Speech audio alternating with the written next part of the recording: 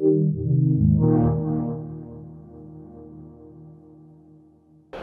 we're here at Gamescom. My name is Nick Ricks. I'm executive producer of LEGO Dimensions.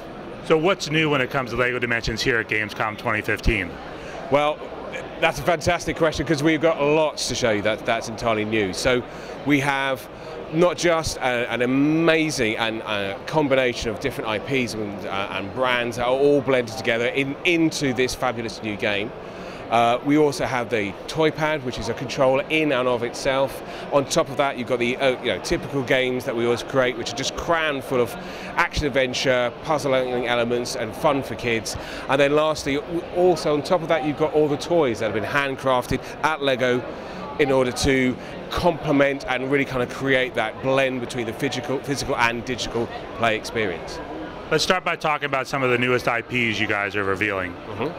Well, here today we're talking mainly about the adventure worlds, which obviously tie into each of the individual IPs that are already announced. So that's what we've always been so focused on, ensuring that whenever you're buying one of these toys, you're really getting fabulous value. So if you buy the Wizard of Oz character, the Wicked Witch of the West, not only do you get her and all her abilities that you can unlock and play throughout the entirety of the starter pack, you also get a whole dedicated new adventure world, which is themed to Wizard of Oz. So it's got Munchkin Land, it's got Kansas, it's got the Emerald City, and again that's crammed full of quests, races, gold bricks to collect, everything that you'd expect from a LEGO game. You get all that from one just figure, and there's one of those for each of the different IPs throughout the game, 14 in total. So again, not only do you get the great game and the all the toys that come with it, but really, like the LEGO toys themselves, it's kind of a modular gaming experience. You like these, you like Simpsons, that's great. You get the Simpsons in the starter pack, but you can go out and buy an enhanced product so that you can get your story based around Homer and Springfield and add that to your game. Outside of Simpsons and Wizard of Oz, run through some of the other IPs. Well, obviously, yeah, we're here. We've got Doctor Who, Ghostbusters, Portal, got Ninjago, we've got Chima.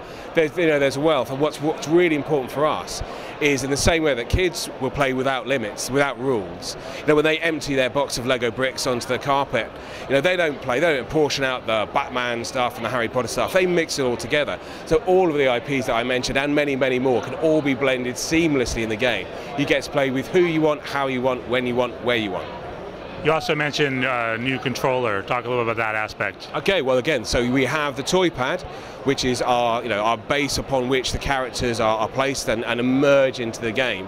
But as always, we wanted to really challenge ourselves. We're not happy with just doing what other people do. So we've invested a lot of time, years of R&D into making this break the rules, which start with something new. So it really is a controller in and of itself. So there are puzzles involving you mixing and blending colors. The toy pad you can see behind me has lots of different color elements into it, so we can assign different colors to different sections and then weave that into the puzzle mechanics. So for example, we might have there's a power called Shift, which is a teleportation power. And as you physically move your character from one side of the toy pad to the other, so you will emerge in different vortices that correspond to the colors on the toy pad. So again, so we can weave that into the gameplay, and there are 5 or 6 of these different game mechanics, all based around the toy pads. And on top of that, a lot of the characters' superpowers, like Batman's ability to cloak himself in invisibility, or Wildstar's relic scanner ability. Again, they're all tied to the physical moving around of characters on the toy pad. So it's just, when you see the toys, you want to pick them up, you want to play with them, and we really wanted that tactile element to be part of the gaming experience. Hence why we've invested all this time and effort in making the toy pad be something unique for this genre. And what was the last element that you said was new that you guys are talking about here? Well, we obviously got the toy pad. We've got the toys themselves. So each of the minifigures, these are all authentically created Lego minifigures as you'd expect.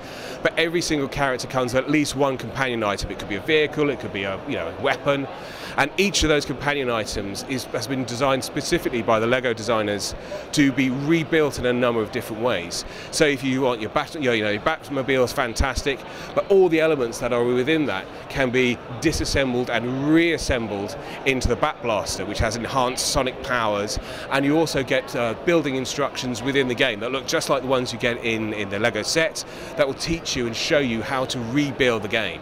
So you've got not just the mashup of IPs, a vast game, the toy pad, but you've actually got a real proper Lego building element within it.